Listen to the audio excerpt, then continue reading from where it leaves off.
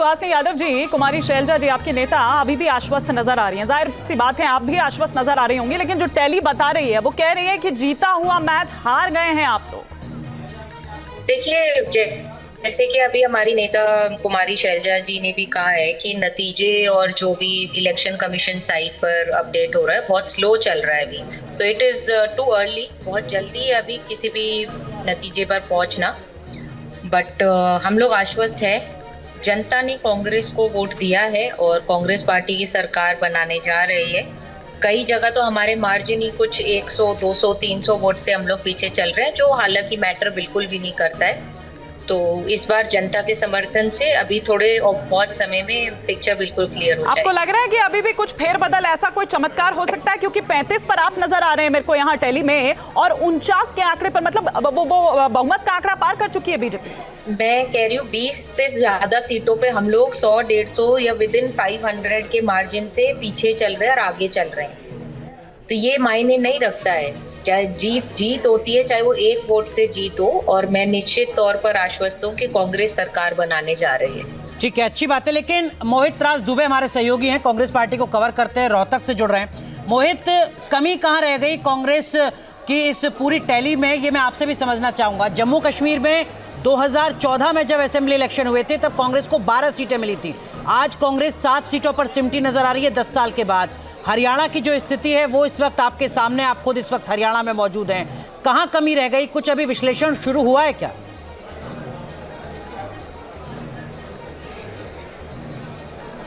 देखिए, बिल्कुल राहुल गांधी की भारत जोड़ो यात्रा भी हुई, राहुल गांधी ने भी मेहनत किया, अलायंस हुआ। 370 के बाद का ये चुनाव है, 10 सालों के बाद असेंबली चुनाव वहाँ पे हुआ है। तो निश्चित तौर पे जो कांग्रेस का प्रदर्शन है उसको लेकर कांग्रेस पार्टी आत्ममंथन, आत्मचिंतन करेगी।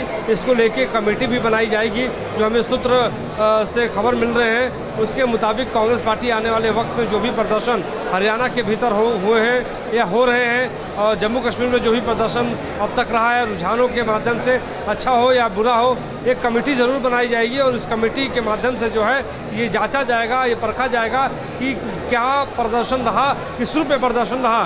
देखिए अनुराग, इस वक्त मैं मौजूद हूँ रोहतक के भीतर। ये वो जगह है जिसको जन्नत भवन कहते हैं कांग्रेस का। और जन्नत भवन में थोड़ी देर पहले मेरे बाएं हाथ में भूपेंद्र सिंह हुड्डा बैठे हुए थे। वो जो है अपने कार्यकर्ताओं के साथ टेलीविज़न देख रहे थे, टीवी के माध्यम से वो रिजल्ट देख रहे थे। हमारे पीछे आप देखिए कि रोहतक की जो जनता है, कांग्रेस के जो कार्यकर्ता हैं, आपको हज़ारों की तादाद में बैठे हुए, अभी भी आस इन्होंने नहीं छोड़ी है। इनका ये कहना है कि इनसे पूछ ही लेते हैं, आंकड़ों में तो आप बहुत पीछे हैं, क्या कहेंगे? मेरी सुनो, आंकड़ों में पीछे हैं, लेकिन जो काउंटिंग चल रही है, जितने वोट डिक्लेयर कर रहे हैं, इनमें तो कोई फेरबदल नहीं हो रही। ये तो क्लियर करने चाहिए ना, इनमें घाटबाजी। हाँ, और क्यों नहीं? आप बताओ, क्या उम्मीद अभी भी है? निश्चित जीत है, कांग्रेस मेजोरिटी से सरकार बनावेगी। कांग्रेस मेजोरिटी से देखिए सरकार बनाएगी, उम्मीद अभी भी बांध रखी है इन्होंने, उम्मीद का दामन इन्होंने अभी छोड़ा नहीं है। तो यही स्थिति खासतौर पे भूपेंद्र सिंह हुड्डा से भी थोड़ी देर पहले हमने बातचीत की थी। उनका यही कहना था कि इंतजार कीजिए, आपको दिखाई देगा कि कांग्रेस ही सरकार बनाएगी। तो इस उम्मीद, लेकिन अमूमन मोहित ऐसी संभावना बहुत कम नजर आती है। 15 से 25 राउंड की कुल काउंटिंग होनी है। ऑन एन एवरेज अब तक 7-8 राउंड हो चुके हैं और एक बड़ा मार्जिन यहाँ पर नजर आ रहा है। लेकिन विकास चंद्रा का रुख करेंगे, हमारे सहयोगी हमारे साथ जुड़े हुए हैं। विकास जी, बीजेपी राष्ट्रीय मुख्यालय में तैयारियां शुरू हो चुकी हैं, शाम 6 बजे पहुंच रहे हैं प्रधानमंत्री मोदी, मतलब बीजेपी आश्वस्त हो चुकी है अब? देखिए, ऐसी जानकारी आ रही है कि हालांकि ये देखिए बीजेपी में एक परंपरा है और कि जब भी परिणाम आते हैं और बीजेपी को सफलता मिलती है, यानी पार्टी जब जीतती है, तो प्रधानमंत्री नरेंद्र मोदी आते हैं और कार्यकर्ताओं के साथ संवाद करते हैं और कार्यकर्ता यहाँ जश्न मनाते हैं। क्योंकि सुबह से लेकर अभी तक जो हरियाणा की परिस्थिति बदली है, लेकिन उस हिसाब से कोई जश्न नहीं मनाया जा रहा है। तैयारी जरूर पार्टी ने शुरू कर दी है, लेकिन अभी तक पीएमओ से कोई मैसेज जो है वो बीजेपी मुख्यालय को नहीं आया है।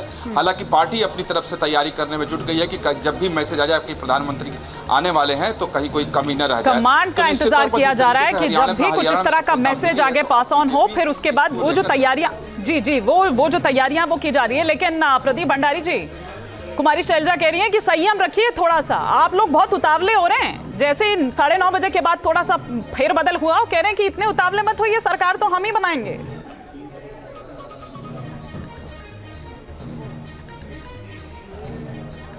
ठीक है, कुमारी शैलजा जी का कहने का ये हक है क्योंकि वो कांग्रेस की नेता है।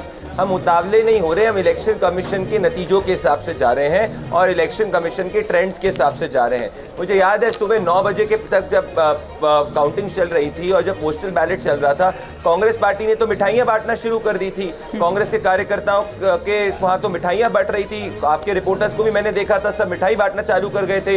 पवन खेरा जी तो कह रहे थे कि हम जलेबियां पूरे देश के अंदर बेचेंगे। अब मान लीजिए जब इलेक्शन कमीशन के ट्रेंड सामने आ रहे हैं और उस ट्रेंड्स के ऊपर अगर हम बात कर रहे हैं, वही ट्रेंड्स जम्मू कश्मीर के अंदर हमको सिंगल लार्जेस्ट पार्टी बना रहे हैं वोट शेयर के हिसाब से, और वही ट्रेंड्स के हिसाब से हम हरियाणा के अंदर इतिहास रचने जा रहे हैं। तो ये ट्रेंड्स दर्शाता है और कुमारी शैलजा जी का भी बयान दर्शाता है कि वो इस वक्त समझ चुकी है अंदर ही अंदर कि कांग्रेस पार्टी सरकार नहीं बना रही है। लेकिन प्रदीप भंडारी, या तो किलो में या लीटर में ये ट्रेंड और स्टेबलाइज हो जाएगा। जम्मू कश्मीर में आप दूसरी बड़ी पॉलिटिकल पार्टी हैं, वोट शेयर नहीं सीटों की संख्या के लिहाज से। हरियाणा में आप पहली पॉलिटिकल पार्टी है, नंबर 1 है, इसमें कोई शक नहीं है। लेकिन शहनवाज का रुख करूंगा, जम्मू से हमारे सहयोगी जुड़ रहे हैं। शहनवाज, कुछ और अपडेट है आपके पास?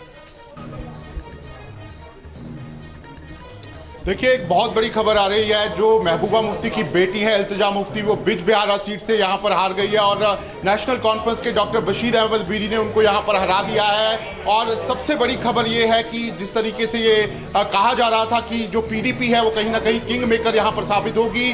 पीडीपी का पूरी तरह से सूखड़ा साफ जो है वो घाटी से होता हुआ नजर आ रहा है। सिर्फ 2 सीटों पर यहाँ पर पीडीपी आगे चल रही है। महबूबा मुफ्ती ने पहले ही यहाँ पर चुनाव जो है वो यहाँ पर नहीं। शहनवाज, 14 में बीजेपी के साथ सरकार बनाना, क्या इस टैली के पीछे बड़ी वजह यह है पीडीपी के लिए? बहुत संक्षेप में। बिल्कुल सही कह रहे हैं अनुराग आप। और जिस तरीके से पीडीपी ने सरकार बनाई थी बीजेपी के साथ, वो कहीं ना कहीं घाटी के लोगों को पसंद नहीं आया था और आज उसका खामियाजा साफ तौर पर ऐसा लग रहा है कि पीडीपी को भुगतना पड़ रहा है।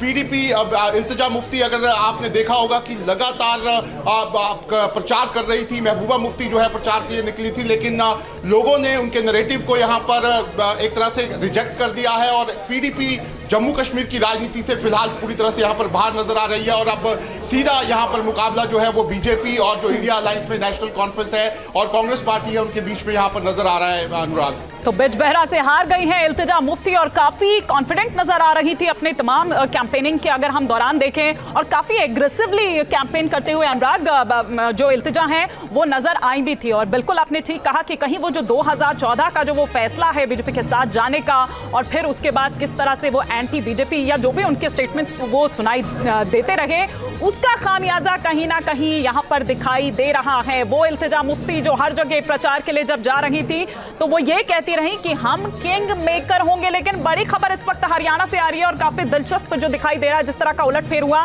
बीजेपी 49 सीटों पर आगे चल रही है। न्यूज नेशन अब व्हाट्सएप पर खबरों की ताजा अपडेट के लिए न्यूज नेशन के इस QR कोड को स्कैन करें।